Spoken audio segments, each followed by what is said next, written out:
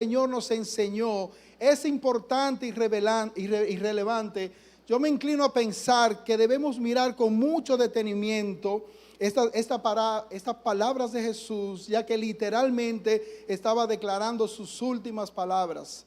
En este capítulo se registran algunos acontecimientos que sucedieron durante la última semana de nuestro Señor Jesucristo en su ministerio aquí en la tierra. Y apenas 5 días antes de su muerte, ya eran los últimos días de los 3 años de ministerio aquí en la tierra, y el rey hacía entrada triunfal en Jerusalén sobre un burro.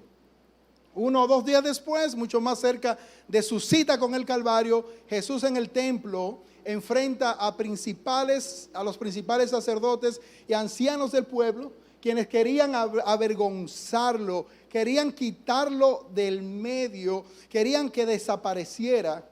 Y él les lanza una pregunta desafiante, o ellos, perdón, le lanzan a él una pregunta para ellos desafiante. Y las razones inmediatas detrás de esta pregunta están en el versículo 9 y 10, no lo vamos a ir leyendo, yo lo voy narrando. El versículo 9 y 10 del capítulo 21, tú entras a Jerusalén y la gente te grita, Hosanna, hijo de David. Me imagino que eso está pensando ellos, de acuerdo a lo que ellos vieron que está narrado en este capítulo 21. El verso 12, luego echa a los vendedores fuera del templo y vuelca sus mesas, provocando un desorden. El verso 14, vienen cojos y ciegos y tú los sanas. El 16, los niños te gritan a voces, alabanzas, y tú lo permites. De camino al templo, en el verso 16, maldices a una higuera dejándola seca. El verso 23, y ahora te presentas aquí en el templo como que si nada ha pasado. Queremos hacerte una pregunta: ¿con qué autoridad tú haces estas cosas? En el verso 23, o sea, ¿quién te ha dado esa autoridad? Son 2 preguntas ligadas al mismo concepto, y me imagino que ellos tenían muchas inquietudes sobre Jesús desde hace mucho tiempo.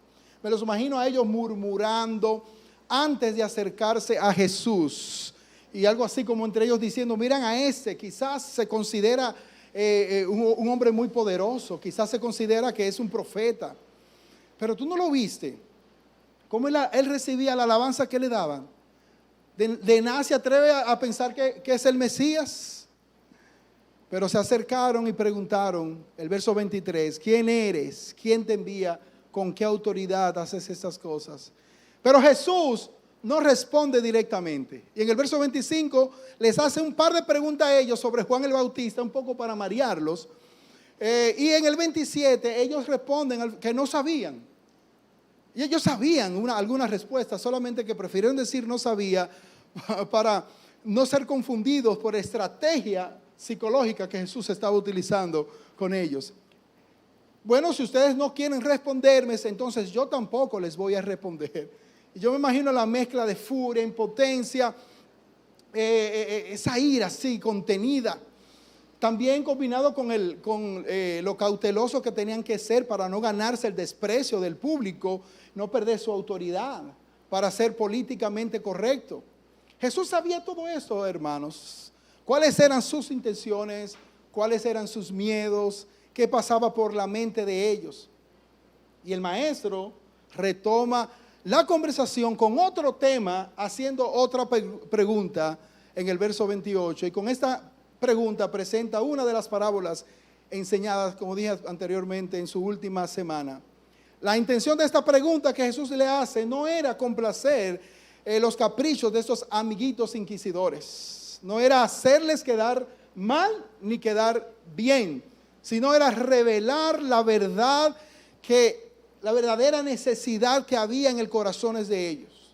No les voy a contestar la pregunta sobre mi autoridad, y ahí vamos a Mateo capítulo 21, versos 28 al 31. Pero, ¿qué os parece? Esta es la pregunta. Simplemente, ¿qué os parece?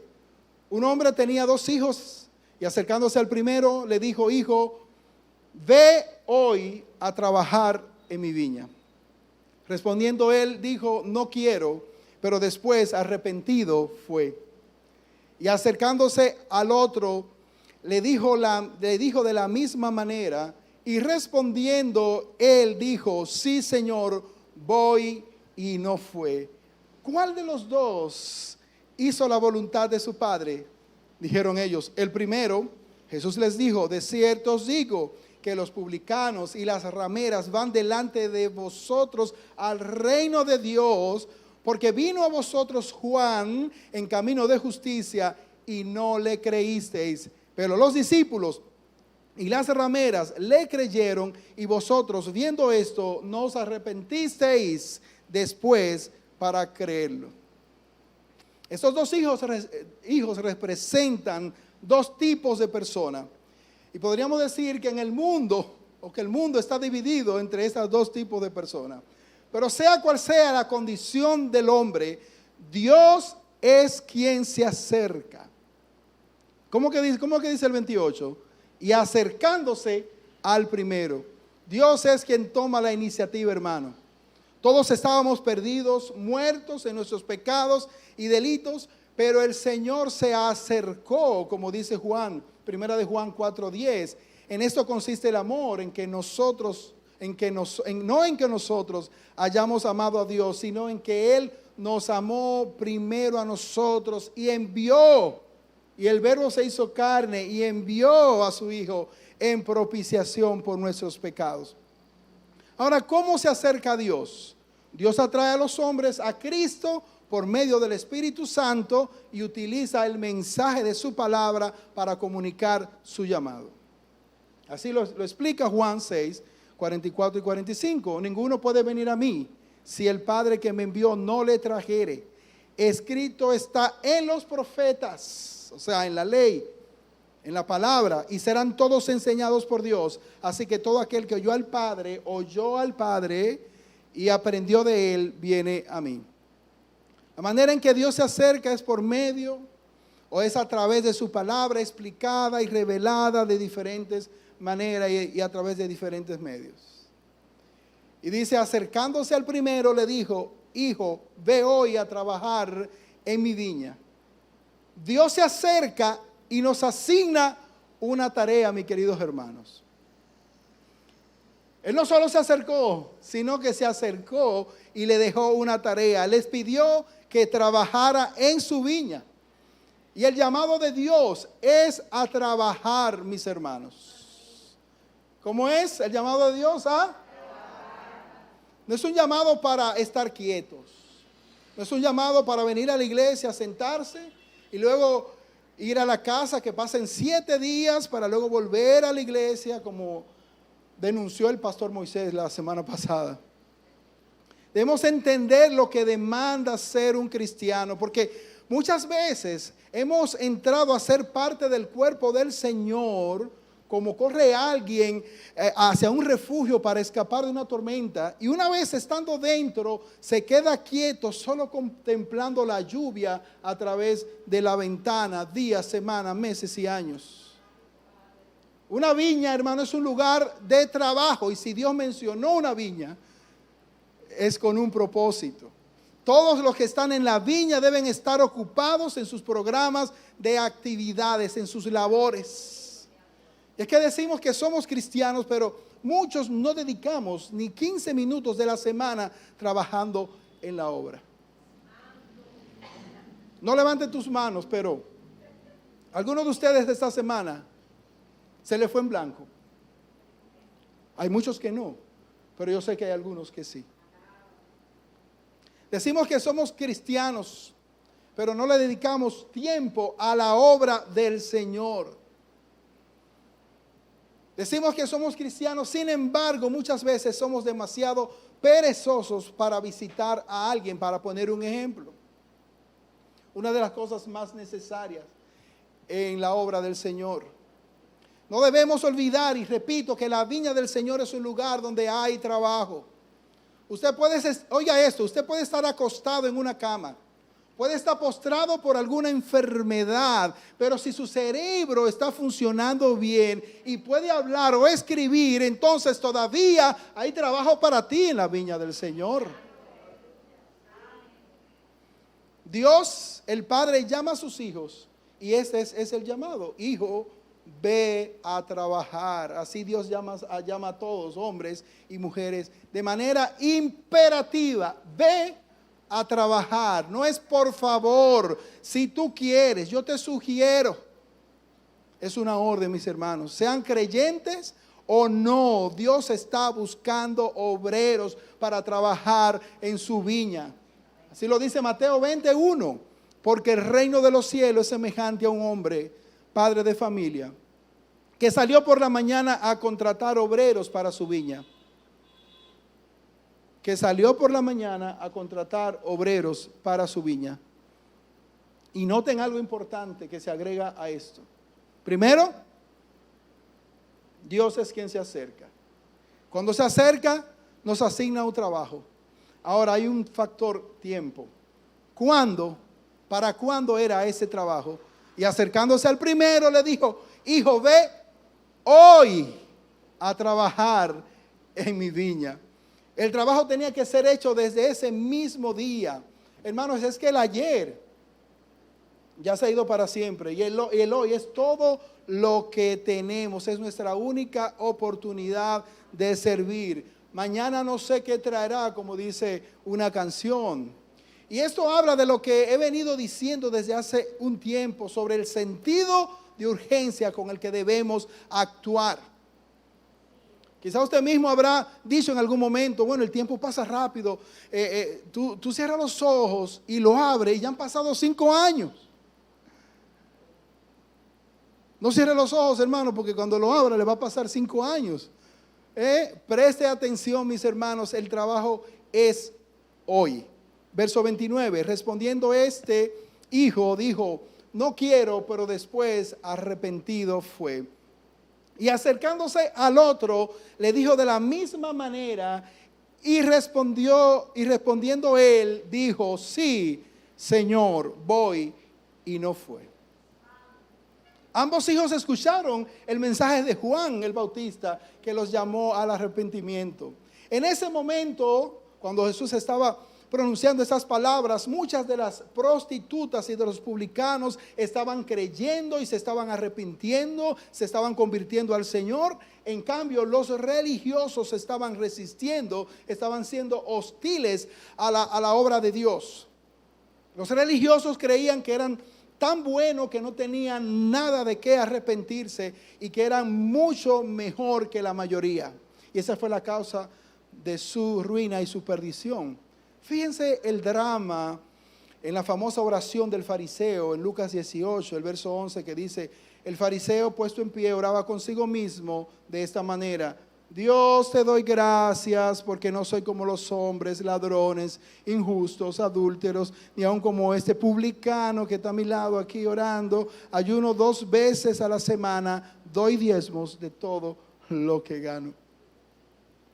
Hermano, en todo lugar hay, incluyendo aquí adentro, hay quienes se creen muy buenos y otros que se reconocen malos, que han fallado. Yo te pregunto, ¿en qué grupo tú estás?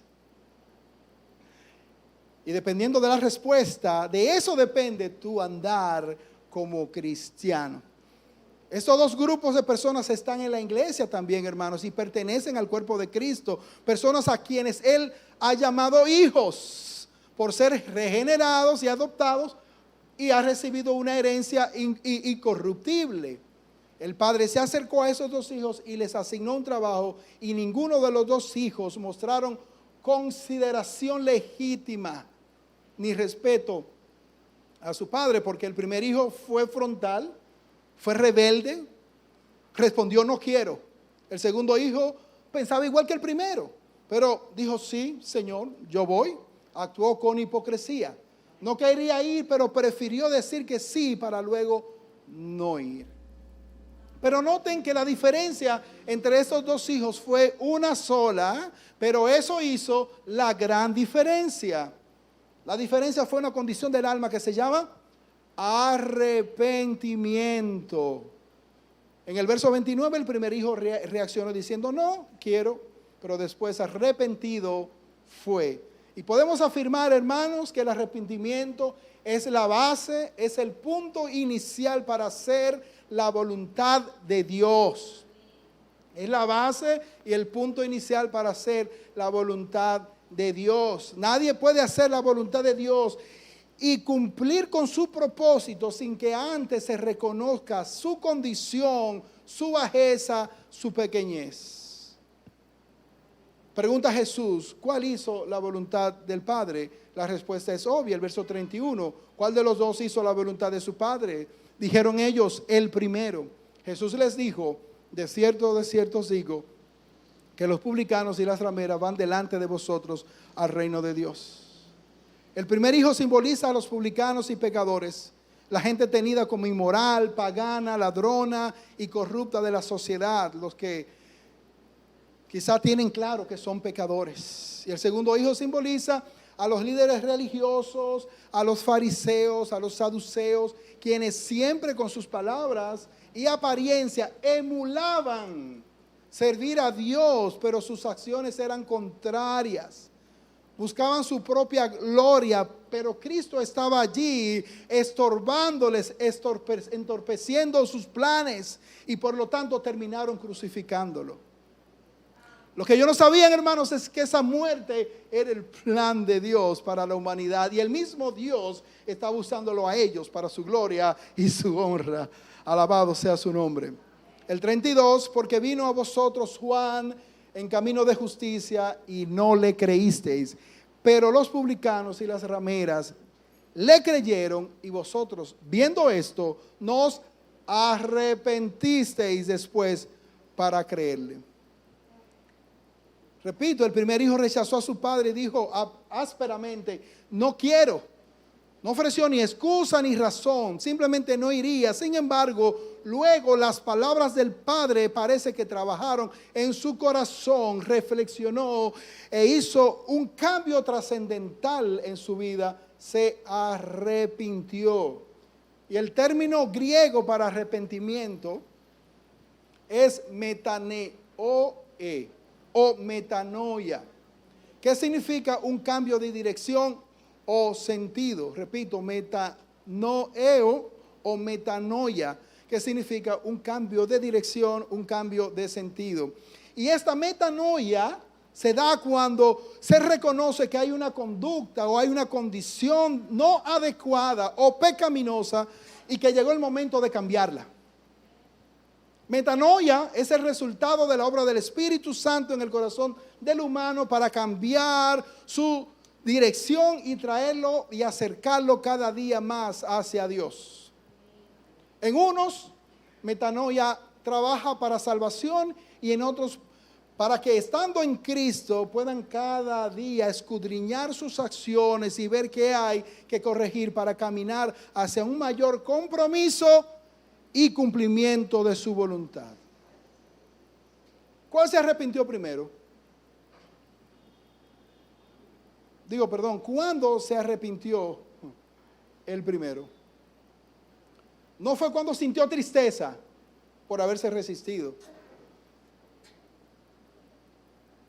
Yo puedo estar triste por alguna condición y pasarme el día entero lamentándome porque he fallado, no he hecho lo que he debido hacer, no he actuado correctamente sobre una situación y me voy a dormir con ese pesar, pero al otro día cuando las fuerzas se renuevan vuelvo a lo mismo, a lo habitual, a la misma conducta del día anterior.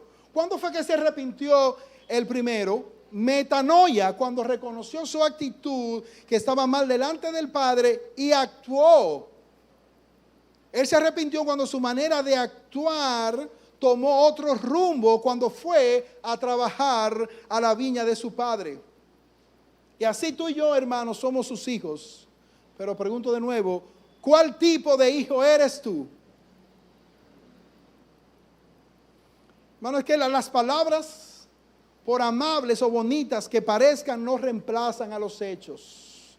Hay mucha gente que sin pensarlo bien responde sí al llamado de Dios y asisten a la iglesia, confiesan ser cristianos, pero no se han comprometido porque realmente no están sirviendo al Señor.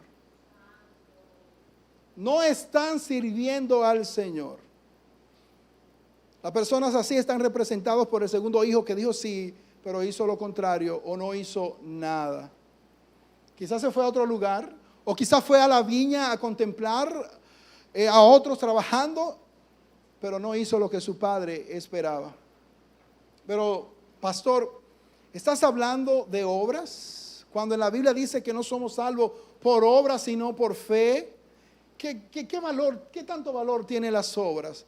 Bueno, y esto de las obras, muchos pueden interpretarlo mal. Pueden interpretar mal al apóstol Pablo cuando dijo en Efesios 2, 8 y 9, porque por gracia sois salvos por medio de la fe, y esto no de vosotros, pues es don de Dios, no por obras, para que nadie se gloríe. Ve que no es por obra. Yo me puedo quedar sentado, ya yo soy cristiano, yo soy justificado por la fe al haber creído. Hermano, mire, no hay nada que puedas hacer, no hay nada que puedas obrar para que seas salvo.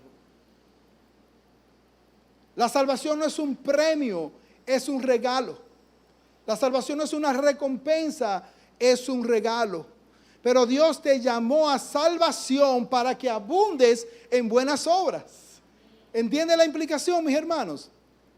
Miren, normalmente para entrar a la escuela, como requisito, el estudiante no tiene que estudiar o no tiene que llenar un largo y difícil examen para ser admitido. Solo sabe que necesita educación y que hay una escuela a la que tiene que asistir porque ya ha sido inscrito. Ahora, una vez que está en la escuela, ¿qué va a hacer? Sentarse. Se va a dormir. No va a trabajar, va a estudiar. Santiago capítulo 2, versos 17, establece el equilibrio que encontramos entre la fe sin obras de Pablo y el llamado a obrar de Jesús aquí en Mateo. Santiago 2, verso 17 dice: la fe, si no tiene obras, es muerta en sí misma. La fe de Pablo implica una obra de justificación, la entrada a la salvación que no requiere de otra cosa más que la fe. Ahora, luego que abrazaste la fe, has de hacer obras que evidencien lo genuino de esta fe que dice Santiago. ¿Qué significa eso? Que si usted no está obrando, yo pongo en duda que usted es salvo. Es como una carrera de relevo. La atleta de la fe corre primero al principio y luego le pasa un pequeño tubo que le llaman testigo o testimonio, el tubito, y se lo pasa al atleta de las obras para que siga la carrera. O sea, la atleta de las obras puede correr sola, si quiere, de manera ilegítima, pero nunca podrá reclamar el premio sin poder demostrar que ha recibido el relevo de la mano del atleta fe. ¿Entendió eso? Se lo voy a explicar de otra forma. Que es importante saber que no todo el que obra o trabaja es porque ha creído. Ciertamente, con el trabajo se puede emular una vida de creyente, emular, imitar, y hasta se puede engañar a los demás. Sin embargo, el que es verdaderamente creyente, el que ha abrazado la fe, no hay otra manera de evidenciar que ha creído verdaderamente si no es a través de las obras genuinas que vienen como resultado de la fe. Ahora lo voy a decir de otra manera más simple.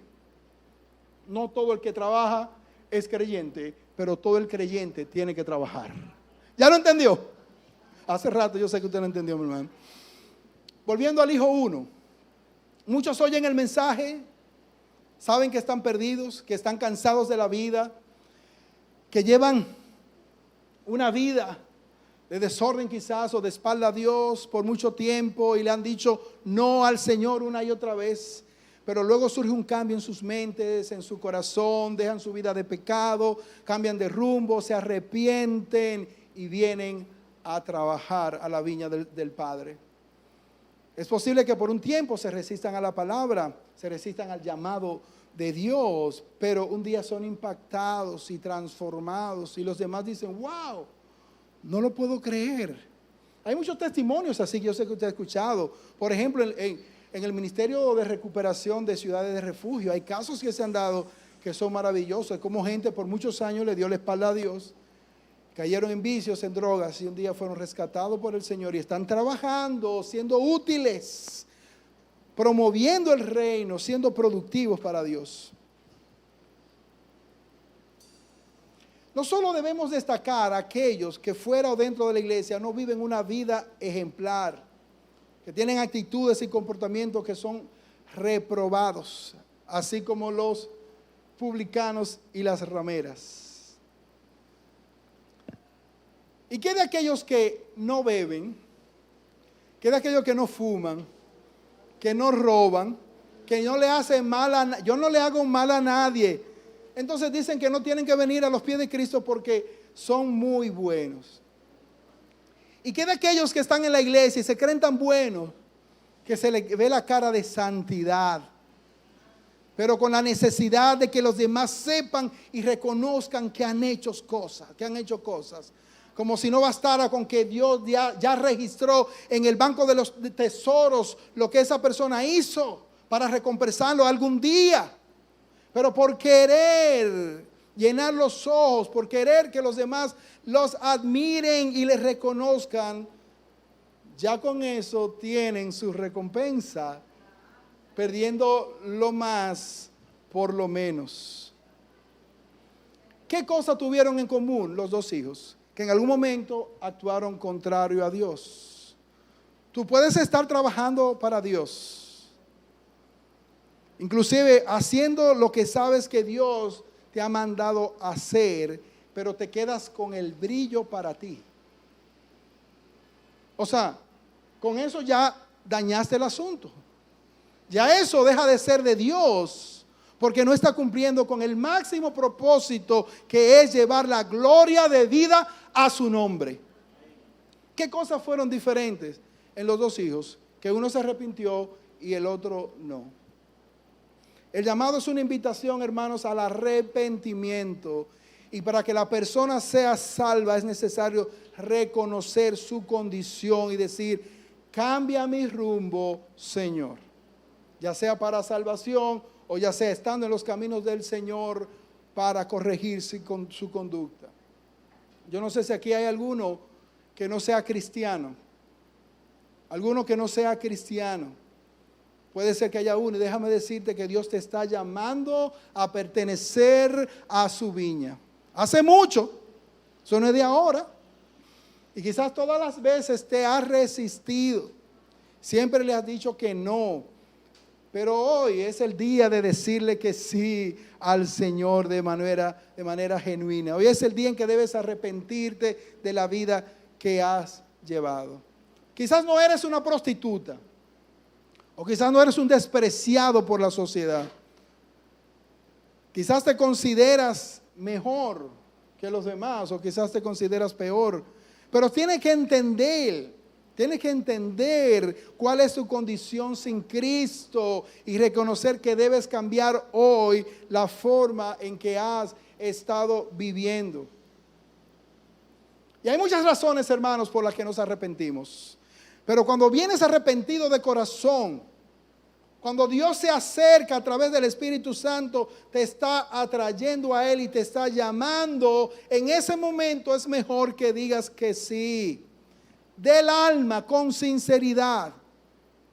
Si no eres creyente, repito, Dios te está llamando hoy, como dice su palabra: he aquí ahora el tiempo aceptable, he aquí la hora, el día de salvación. Si hay alguna alma aquí que quiere venir a los pies de Cristo y decirle sí, podemos orar al final del culto. Si va a decir que sí de corazón y empezar a trabajar en lo que Él tiene preparado para todo al que Él llama hijo. Hermanos, Dios está hablando hoy. Yo no sé si tú lo notas, pero yo lo noto. Dios está hablando hoy. Yo sé que hay hermanos que saben que sí, que Dios está hablando hoy. Es posible que alguna vez hayamos buscado refugio para escapar de la tormenta que produce el pecado, que produce la mala vida, o la vida alejada sin Cristo. Pero una vez dentro del refugio, como decía al principio, nos quedamos parados viendo a través de la ventana la lluvia caer por mucho tiempo. Y habiendo tanta miseria en el mundo, nos la pasamos entretenidos. entretenido con la televisión, entretenido con las redes, hablando cuantas cosas no vienen a la mente o escribiendo. Muchos se pasan la hora haciendo nada. Hay gente quienes el ocio les está matando, por no hacer nada terminan haciendo cualquier cosa. Una de las cosas peores para los jóvenes y para los adolescentes es el ocio. Si hay un joven aquí que quiere luchar en contra del pecado, tiene que activarse, tiene que leer, tiene que orar, tiene que hacer actividades, porque el ocio es un enemigo mortal para la juventud y para todas las personas. Dios les está hablando hoy a aquellos que entienden que no han hecho nada malo y que por lo tanto no tienen nada de qué arrepentirse.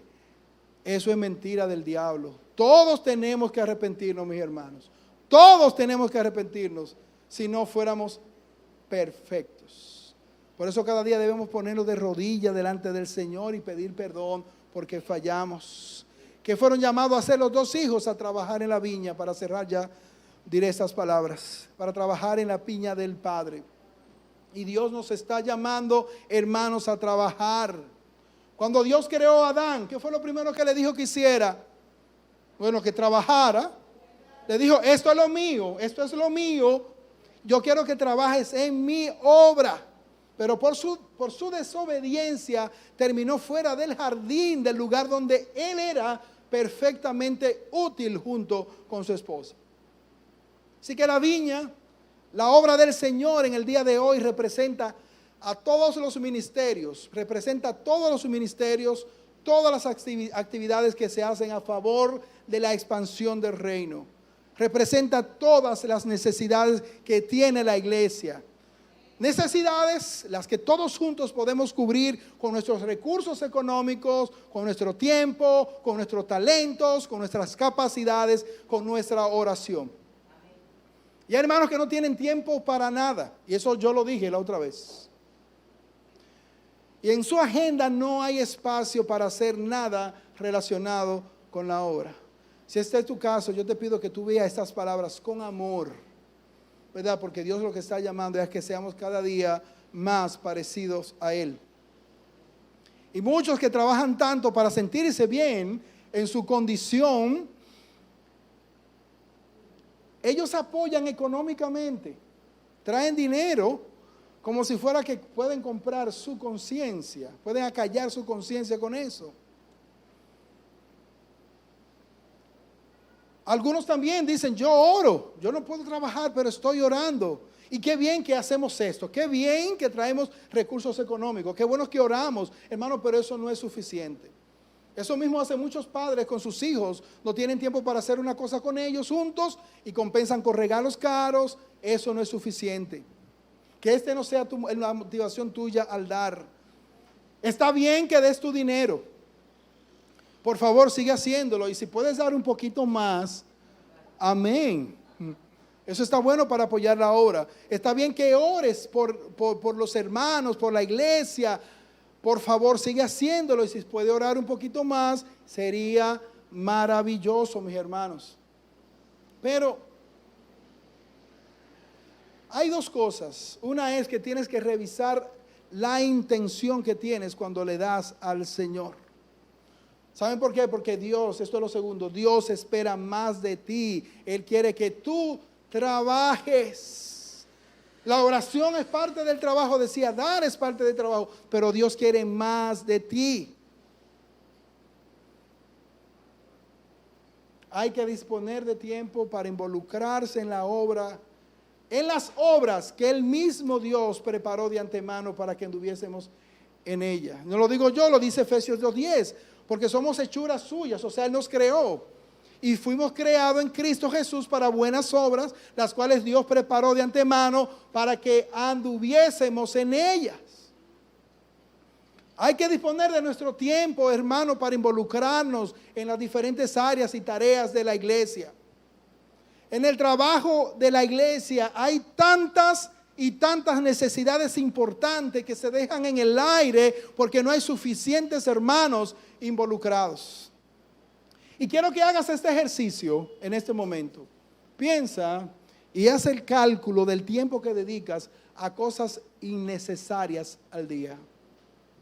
Piensa en eso. Cosas que son innecesarias. Tú puedes estar pensándolo ahora y viéndolo, yo no lo sé. ¿Saben qué? Pero Dios ya lo ha visto. Dios está ahí. Cuando tú trabajas en cosas innecesarias, habiendo cosas necesarias, Dios está ahí viéndote. A veces le dedicamos tiempo a cosas necesarias, pero le dedicamos más tiempo de lo necesario. Piensa, si tomas este tiempo y lo dedicas a visitar o a llamar a los hermanos y animarlos a venir a la iglesia o simplemente a orar con ellos o leerles un texto bíblico, darle un mensaje corto de la palabra del Señor, ¿qué crees que sucedería con ese otro hermano y qué crees que sucedería contigo? Piensa en esto, hermano. Piensa en esto. ¿Qué tú crees que pasaría? ¿Cuál sería el impacto? ¿A qué le dedicas más tiempo voluntariamente? Esto es importante. ¿A qué le dedica tiempo voluntariamente? Por ejemplo, hay gente que trabaja porque le gusta trabajar y que le digan, wow, qué trabajador. Y por eso salen tarde del trabajo y llegan cansados a sus casas y nunca tienen tiempo para más nada. Y te diré algo, hermano. Los que son así han hecho del trabajo un ídolo. Escuchen bien, no me refiero a los que tienen que trabajar mucho por obligación, porque hay algo puntual que tienen que hacer y tienen que rendir cuentas y tienen metas. Sino me refiero a aquellos que pudiendo salir a tiempo se quedan más en el trabajo porque son adictos al trabajo o quieren un reconocimiento especial. ¿Saben qué, hermanos? Eso tendrán también su recompensa. Hay tiempo en que el Señor habla a la iglesia, hermanos, para abrazarlos, para mimarlos. Pero hay tiempo en que el Señor saca la correa y le cae a fuetazo a la iglesia, mis hermanos. Pero ya olvida el pasado, si lo hiciste o no. El día de hoy es que cuenta, se abre una nueva oportunidad, mi hermano, aprovéchalo. El Señor quiere guiarte en medio del trabajo, en medio de la obra para Él. Puedes acercarte a los líderes y decirle, estoy disponible. ¿Qué debo hacer?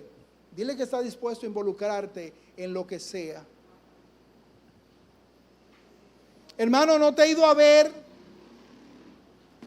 pero he estado orando por ti, hermano. Y pasa 2 años. Hermano, no te he ido a ver, pero estoy orando por ti. Bueno, qué bueno que ores, hermano, pero vamos a salir. ¿A cuánto les gustaría que los pastores y los líderes lo visiten en su casa? Levanten la mano, que vayan a su casa. Qué lindo, ¿no? Tú deberías hacer eso que tú quieres que hagan por ti, mis hermanos. Ve tú. No esperes que te visiten, visita al otro para que tú veas cómo tú vas a sentir el mismo gozo como si te visitaran en tu propia casa. Como digo siempre, hermano, deja de buscar un milagro. Conviértete tú en un milagro, pero tiene que ser el día de hoy. Si Dios te dio 1 o te dio 3 o te dio 5 dones o talentos, no importa lo que Él te haya dado, eso ponlo a producir, mis hermanos. Dios quiere ayudarte en este proceso, porque cuánto gozo va Él sentir aquel día glorioso cuando diga cara a cara las palabras de Mateo 25:23. Bien, buen siervo o sierva y fiel, sobre poco has sido fiel, sobre mucho te impondré. Entra en el gozo de tu Señor. Y por último, una nota de equilibrio. Doy gracias a Dios por aquellos hermanos que han entendido esto y están preocupados por las necesidades, por el trabajo de la iglesia. Hermanos que semana tras semana no solo oran, sino que dan calor, están presentes en los momentos difíciles de otros hermanos. Bueno, pero la lista del trabajo en la viña del Señor es larga y unos pocos no pueden hacerlo todo. Dios te ha llamado, mi hermano, a trabajar y no es la primera vez. Él ha estado diciéndote insistentemente, dile que sí. Dile que sí, hermanos. Ya basta de estar sentados, ya basta de estar pasivos. Ya basta de vivir una vida contemplativa, y me refiero a aquellos que no lo están haciendo Y doy gracias a Dios, repito, por aquellos que sí lo están haciendo, mis hermanos. Dios te bendiga, mi querido hermano.